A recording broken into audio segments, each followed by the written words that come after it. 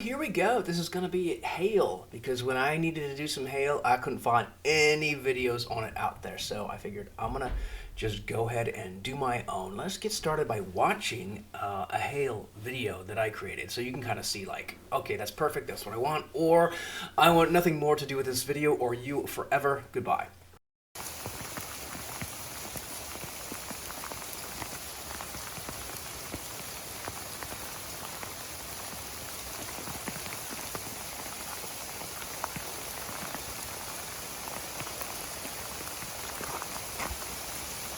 And there you have it. There's hail. That's what I did with it. Now, I'm not providing the background video, so you'd have to shoot your own.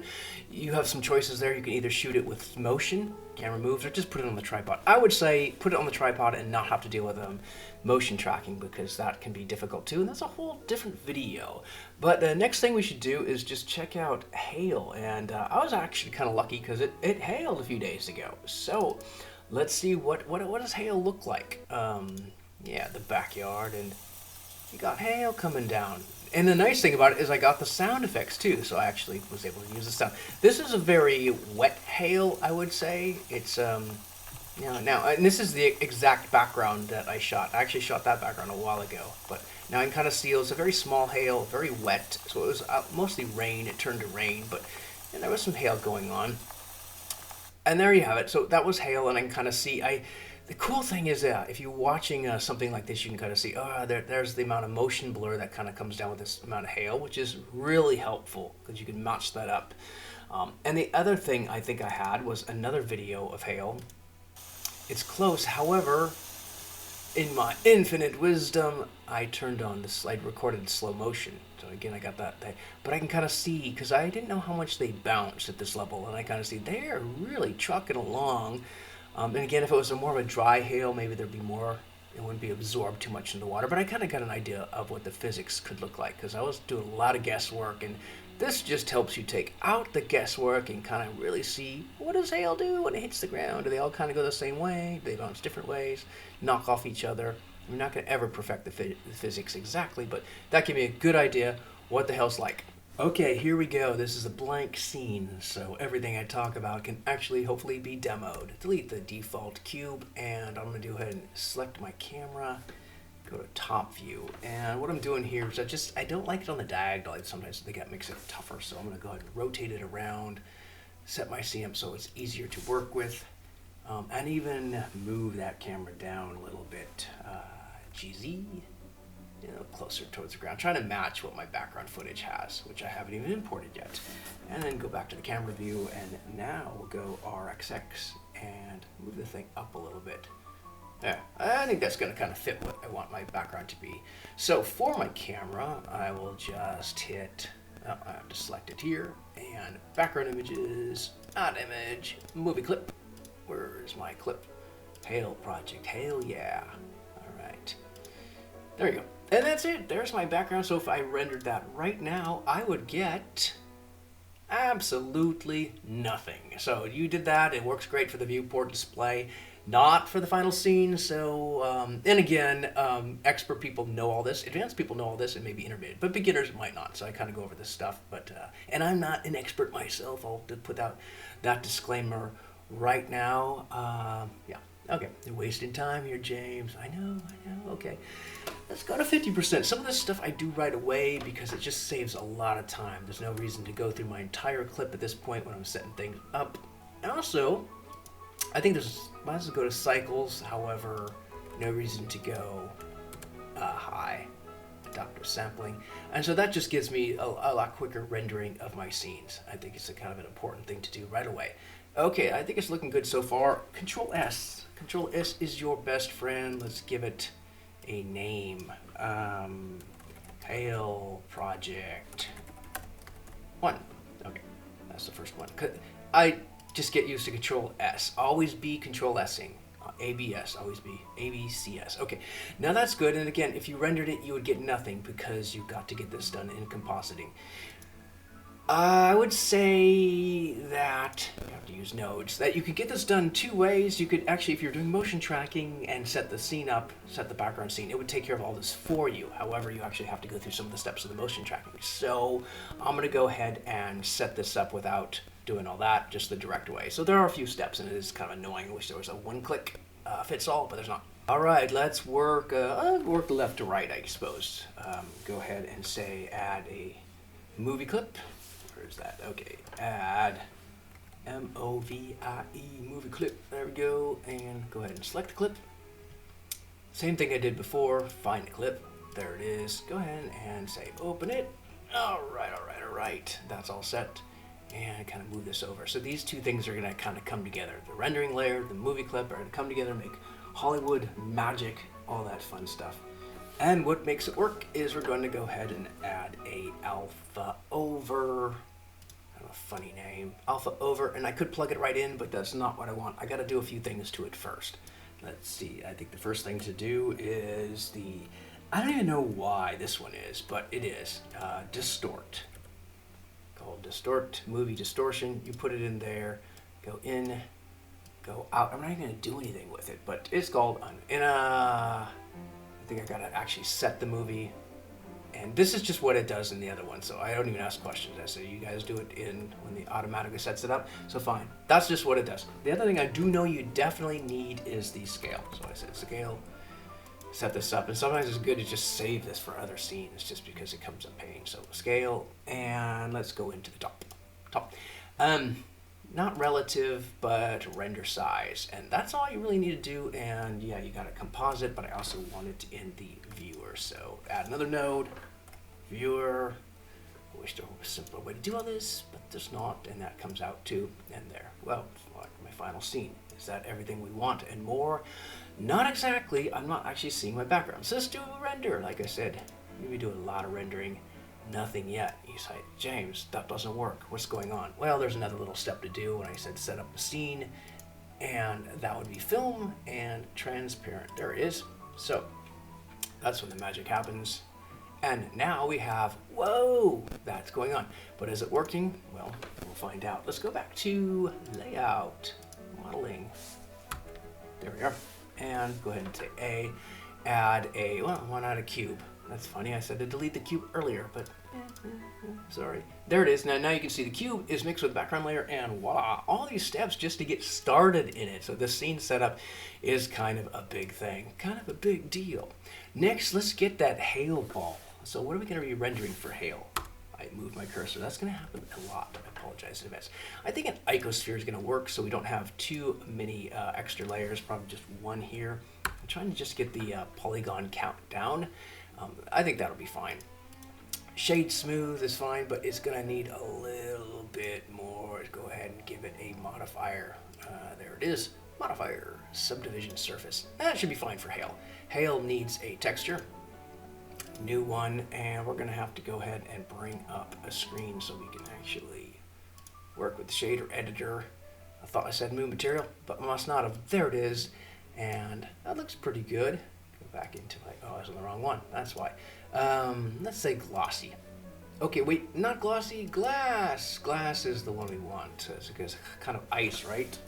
Ice, baby. All right. And roughness, I go up to about 0.7. And now you could actually get a lot more advanced for something like this. 1.3.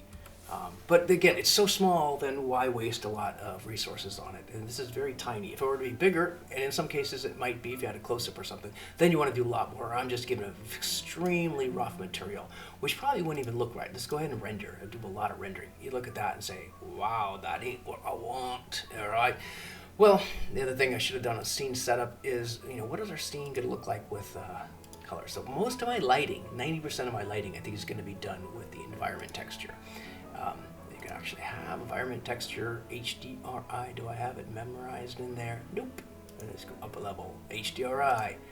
And I kind of got one for snow already, so I'm just going to say Snowy Park. I'll bet Snowy Park has snow. I'll go and do another render. And what do I got? Now I kind of got something going on. That would look a lot better when we got higher rendering. We can go ahead and get a little higher for now. I want to get higher. Where is that? Why am I think I'm not focused. Okay, viewport, let's go ahead and go 16 for viewport.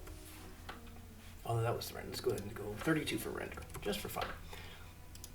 Render the image, kind of get an idea. Well, you know what? That's going to work okay for now. That's kind of looks like looks like a little bit of a hail ball. And I think we're off to a good start. Now, actually there is something I want to do. I'm going to go to an overhead view. I'm going to move my light to the very center. Most of my light is not going to come from that because I'm trying to match the background scene. I'm trying to do what, here. And really, there are shadows, but they're not terribly strong because I guess it was a cloudy day or something, although I see the sun back there. So, all right. I don't know what it was. I wasn't taking notes. All right. So the next thing I think we're going to do is go ahead and get a ground plane. Actually, grounded here. So, add a plane. Cool. Let's do some scaling. Scale. And let's go ahead and scale. Nope, a little wider. Now scale on the X. There we go. I don't want a lot of wasted ground here. Move on the Z and go down. And I just want to match. So what I'm trying to do is everything has to work well within each other. It doesn't really have to care about the background. I think one of the most important things that I had to learn was just the background and the foreground. This video, they're in separate worlds. They just don't know they can't really talk to each other. So you just have to kind of do that for him. And again, my mouse tends to move a lot. So now I'm going to do a little bit of a RZ. Kind of match that and move that. And again, everything just has to work with each other. It doesn't really matter about the background. Maybe another RZ, kind of try and match that angle I see there. Doesn't have to be perfect. Okay. And let's see what it looks like with everything together and the camera. So I got my camera there, the ball there. I think it looks pretty good. Going this way. So now I can see that the ball is actually too high up. Let's go ahead and move it down a little bit. All right, there we go. Now the ball. Now if I render, I might actually see a bit of a shadow. Yeah, that's what I want. Now I can kind of see that shadows are underneath and that kind of matches. Now that background plane is going to disappear because what I'm going to do is I'm going to go to to visibility, and there's this little magic thing called shadow catcher, which is great.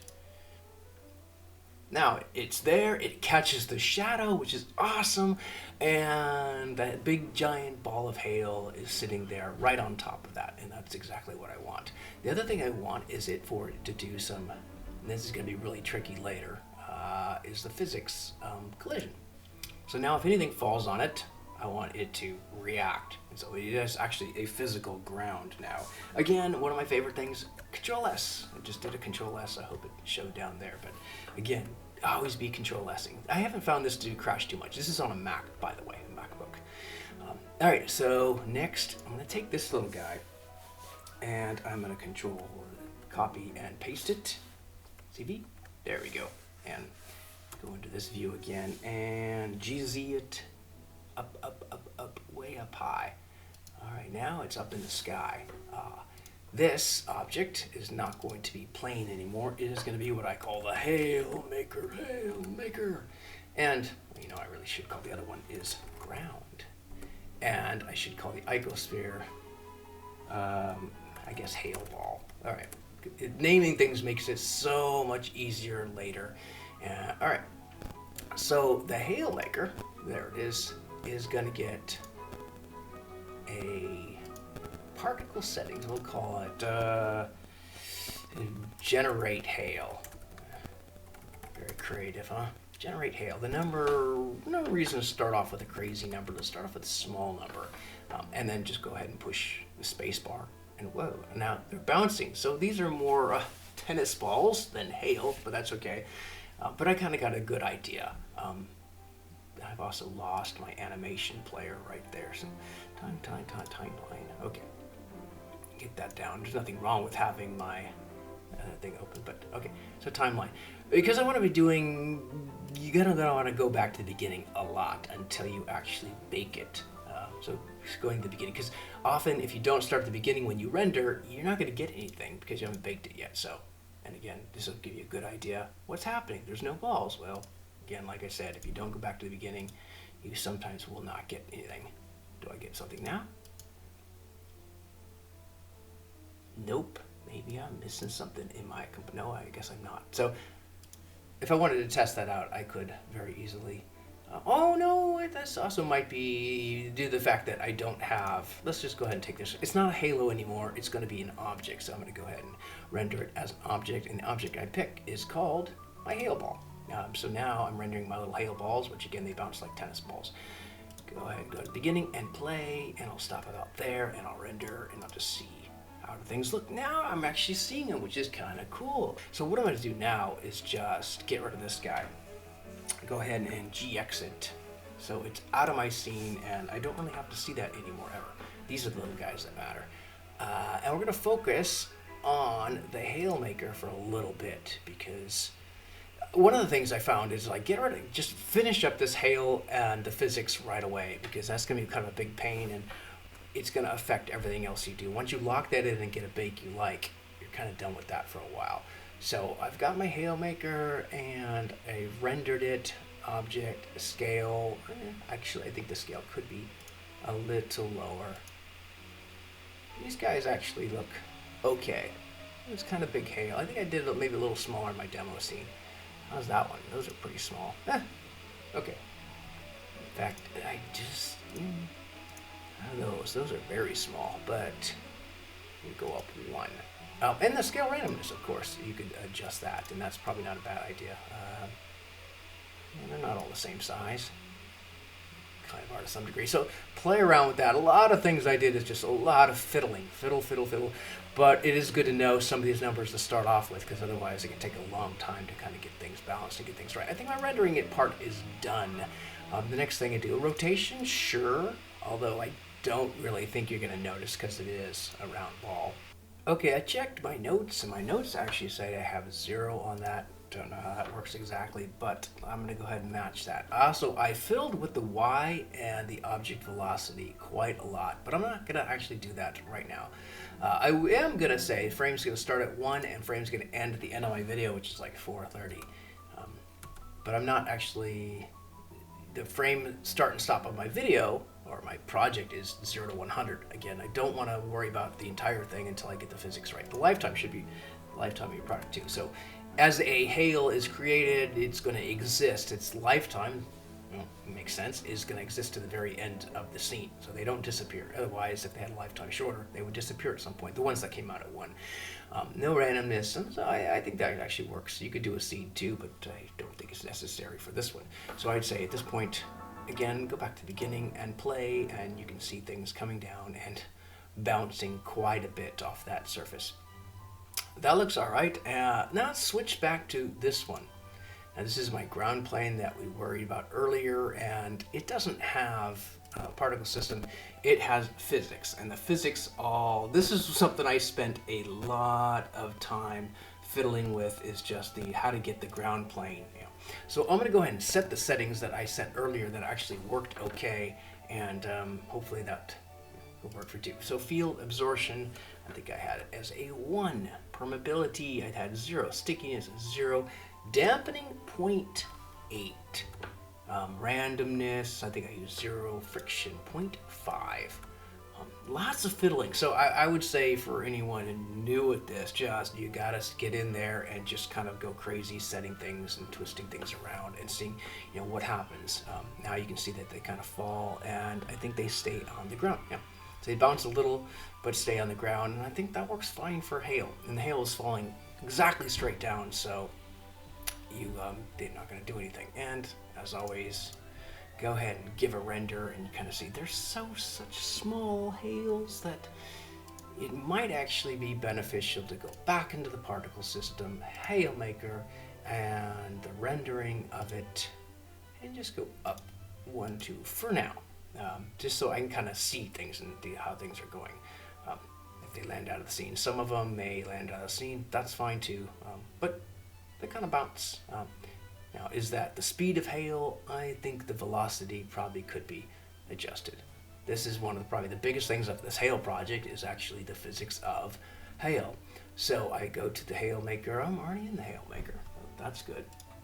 And let's go ahead and play around with a few other settings. The physics, I don't know if it really listens to this that well, or it makes that much of a difference, but I actually said go ahead and go at 10 kilograms, which is crazy, but it all has to work within each other. It doesn't have to kind of work to the real world. It just has to look like the real world. So again, kind of see it coming down, and they actually kind of look the same. I didn't see any difference there. And now I'm going to go back to the velocity, starting velocity of y, and I do want it to be in here. So, oh wow, they are flying. So now they're kind of, you can kind of see they're at an angle that's really kind of crazy there. I don't want to be at that much of an angle, so object velocity, well, let me go ahead and set to -150. Does it make a difference? Hard to say. I would say in something like this, it's actually, maybe that's a little bit too much. The other thing to consider is I have tried wind, a force of wind. There is a problem with that, is that when it lands on the ground and stops, when these balls stop, the wind keeps blowing, so your hail balls actually keep going and then creeping across the ground. So hail with wind, I found it problematic. There are probably ways to get around that. Even with the barrier of the wind, you kind of set like the max distance. It just, they always seem to keep moving and creeping, and that just does not look real at all. So I had to abandon that quest. I do not recommend using the wind, but maybe you can make it work. So it seems like it is a little bit too much diagonal. So then go ahead and take the wind down to maybe velocity. So the velocity is now, actually that's okay. And they bounce a little. It's a very strong wind. I don't know, maybe a 1. Yeah. How about we split the difference? Because I think, yeah, I think that can kind of work, okay? So it'll carry on that motion, and now they're kind of falling down. Control S always, and I'll go ahead and do a rendering wherever I was. Well, I'm not in a place where it's not going to show anything. So let's go ahead and bump up the number of hail balls. Let's go ahead and go to 1,000 now. Boom! You saw they all kind of came out at once because I didn't go back to the very beginning. All right, now we can kind of see they're kind of coming down. That's all right. Let me go ahead and can I get a rendering? Are they going to be my scene? I did start from the beginning. Yeah, now I kind of got an idea. They're hitting the ground. I still think the color needs to be whiter. I think I might actually try to fix that by using a different background. So I use that Snowy Park one. Let's go ahead and use Birchwood and just see how that looks. So that might actually just instantly fix all my problems by using a different background. Yeah, that's a little lighter, and I kind of see that the iciness of the hail even at that distance. So I think that'll work. In fact, I'm almost ready to take that hail ball size back down. But all right. So we got kind of something going on. The other thing to kind of consider is your frame rate as you're scrubbing or playing through. I'm getting 24, which is my project, so that's fine. But sometimes, depending on your work system, you might not be able to handle that. Your system might not be able to handle that, so you might see it slower. So just really take, when you're watching for the physics and making sure it doesn't look real and how it follows the fasting, really look at that frame rate and just make sure that's not off at all. So that's not bad. And that's getting close to kind of what I did in my demo, and that's kind of was the whole purpose of it. There's really not that much more. I would say go back to the Hailmaker and the physics, and let's bump that up to 5,000. Boom. Again, don't start from the beginning. You kind of get weird effects going on. Let's go back to the beginning. So now I've got this crazy amount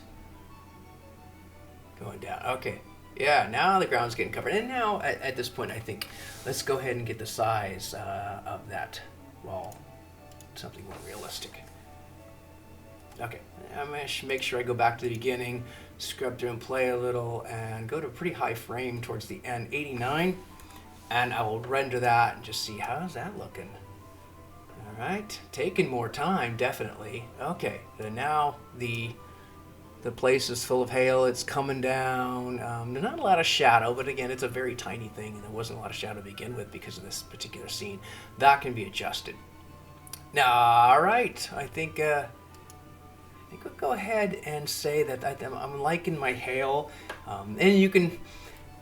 one of the biggest takeaways is just to play around a lot with these different settings. I like to provide it because I didn't have anyone providing me with a good thing to start with, so it's like, I just spent a lot of time just fiddling so I can get even just this much, because you're going to find they're bouncing too much, and they don't bounce right, or they go sideways. There's just so many things that are hard to fiddle. You're fiddling with it, but it's just hard to get right. So the biggest thing is the hail as it pushes it out and comes down, and the ground is a huge thing too. So the physics on this ground, you adjust one and the other one gets off, and it just doesn't give what you want. The stickiness, you just play around with it. That's the takeaway. It's just, it takes a lot of fiddling, but I think with this you have a good idea of what to start with, hopefully.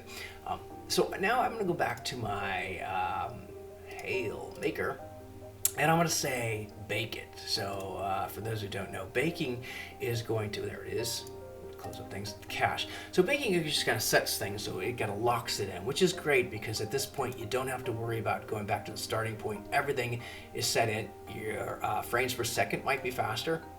That you're just all set, and you know when you do rendering animation that you're not gonna wait like 40 minutes for it to render, and all of a sudden there's no hail in there because it wasn't. So yeah, always bake before you do a big rendering. And now I can kind of see. Now I can kind of go to any frame. Now I will actually go to my entire project's length now, which is 430. I don't know if I have to rebake that or not, but I will just go ahead and say delete bake, rebake. And it only takes a few seconds, but it makes a huge difference. So now I can kind of go to a much higher frame. Let's say I'm going to go to, let's go really far into my project and render the image at that frame. Now I can kind of see, how much hail's on the ground. Is it too much? Wow. Okay, that's a lot of hail. And the other thing to consider is that plane above, it was like kind of pushing out, and they're coming at an angle that you want to make sure that your angle, I can kind of see that over here it's lighter, because it's starting on the left edge there. That's what the hail starts emitting from, and it moves, so this may not get covered enough, so you might have to actually an easy way to do it is just increase the size. Oh yeah, here's a good example here of what's going on. Is just there's no hail here because that X direction or the Y direction, which is all it's doing is simulating what the wind would do to the hail, give it opening velocity. But yeah, you can kind of see that it's left empty right there. So the way to fix that is just to G it over a little bit. And now, because I did that, it's probably not going to do anything because the bake has been set. So these changes I make there will not reflect in the project. So delete bake, bake it again. It's so fast, well, at least on this system, that it's just worth doing that. Now I can render the image. What frame? I'm only on frame 38 right now. And I got a lot of hail coming down, but I think it's going to cover the rest of it. I could just go really far in. Go. And I can say render image, and I'm kind of looking at it, and that's some pretty crazy hail. I think it does hail that way sometimes, but I think at least where I live, I don't really get that much hail. Let's go with 3,000. For fun, I'll just hit the space bar just to see what it looks like and just bake that in. Okay, now go to frame 422. Render it. Render image. And this is just the image. I mean, in the end, it's going to be an animation, but that's still pretty heavy. Now, you're thinking, well, what's going on there? Well, again, these worlds are separate. They don't exist with, they don't know each other. It doesn't know there's a shoe there, not to put hail there. So all it cares about is there's a ground plane to land on. That's what it's doing. But the end effect, you got one layer going alpha over the other layer, is you've got some issues here. How do you get around that, you ask? Oh, I'm glad you asked, or at least I asked. Well, you can put in sort of some blockers, what I kind of call. So go back to the scene, and I can kind of say that this ground plane is getting in my way. Let's go ahead and not view it for a second. So you could add something like a physical object. I think one of the easiest objects that I recommend is a cone. The cone goes down, scales down, goes into place. You may have to kind of fiddle with it because it looks right here. It still may not be. And just for fun, we'll go back to the hail maker. I'll delete my bake.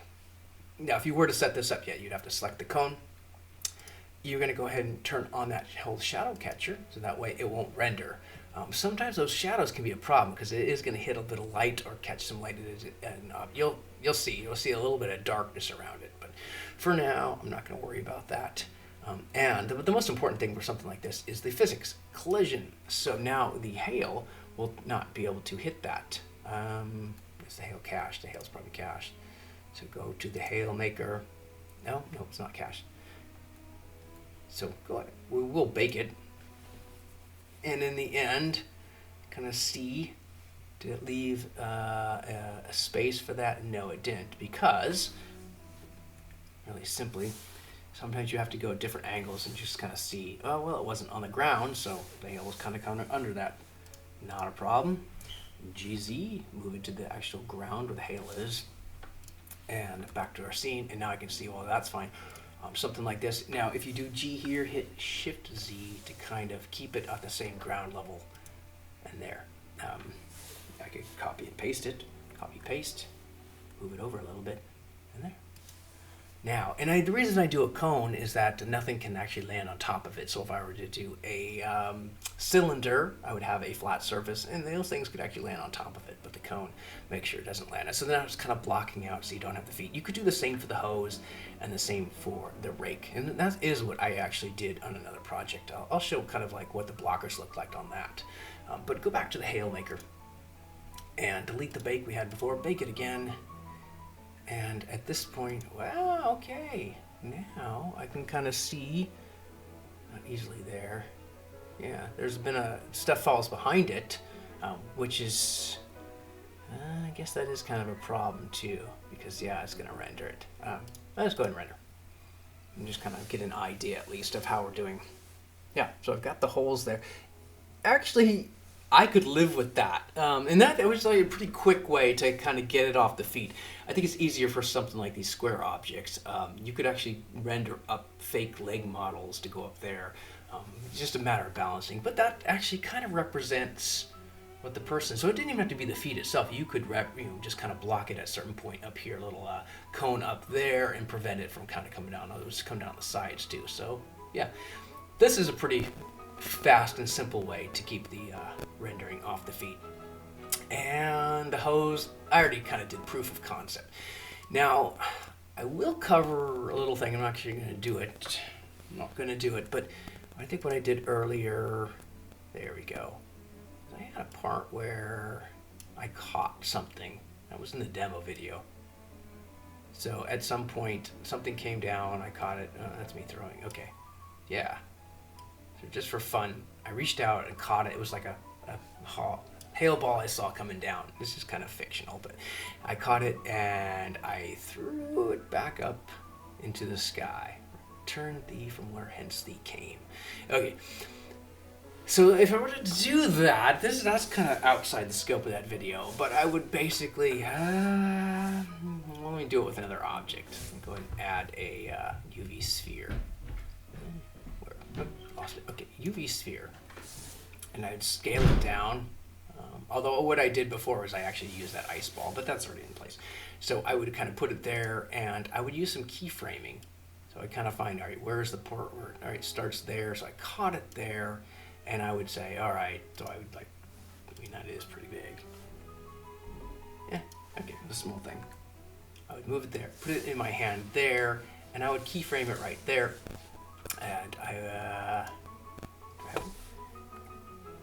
insert the location keyframe. Yeah. And now automatic keyframe. So if it moves, it detects any movement. It's going to go ahead and automatically. So what I could do at this point is not move the mouse. I could move it up in the sky, and whew, it came down. The thing is, with something like this, I had to actually go through and keyframe in each one, ... until at some point, I'm probably right about there, and just kind of ballpark it. I threw it back up in the sky. So, with a quick way, I'm moving my keyframes around, which I do not want to do. 0. One thing about having a magic mouse, for the Mac is that it kind of can automatically start scrolling things around when you move. So that is almost a disadvantage, but I've learned to live with it. So yeah, threw it up. So I would actually have to go through and keyframe all these little guys, and there's a lot of them. There's actually a huge amount, so that can take a while. So if you want stuff like that, you can do it. The other thing you'll have to do is that the fingers that are supposed to be behind or covering up the ice ball have got to be rotoscoped. So the best place for that is probably Photoshop, another program which isn't free like Blender, is that you have to go in there, and that can be painstaking. It can take a while. There are several ways often to get the same thing done, but that is one way, and it takes a long time, but it's pretty simple once you kind of get the hang of it. So I'll kind of do a quick video, or I'll show a quick sample of what I did. So it's sped up, but it took a bit of time.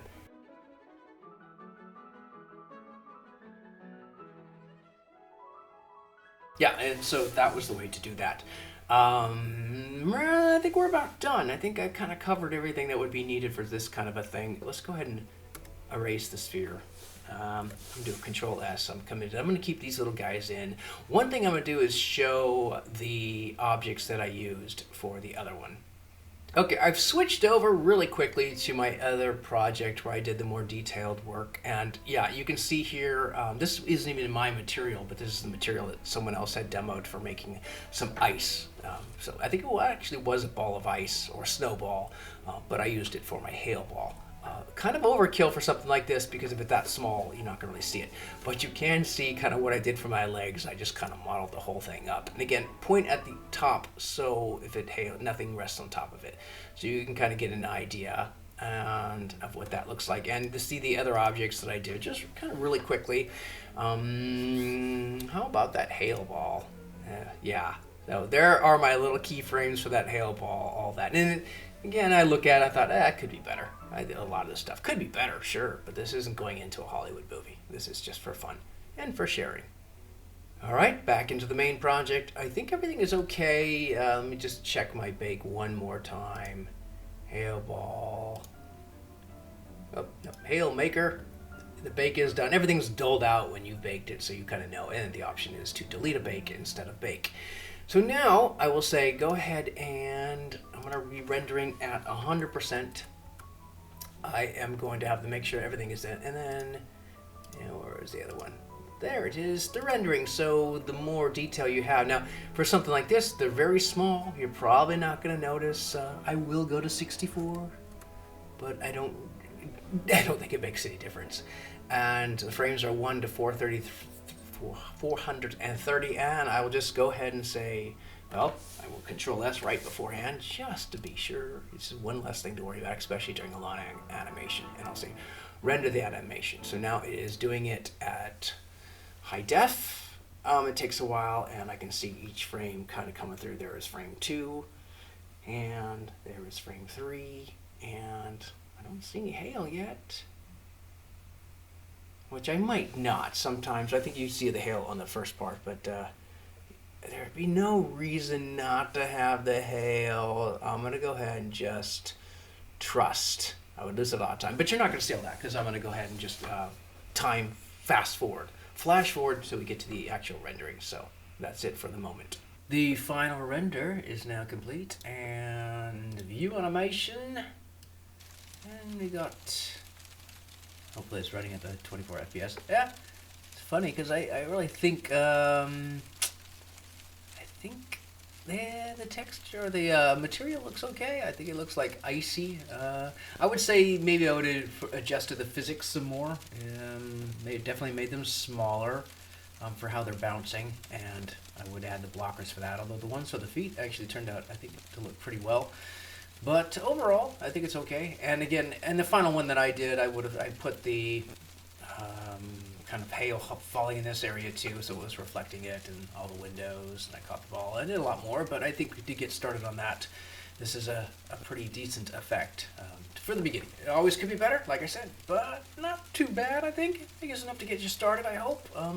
Anyway, if you liked the video, of course, subscribe, as they all say, and comments are great too, because if the people like, well, nice comments or like helpful critique comments.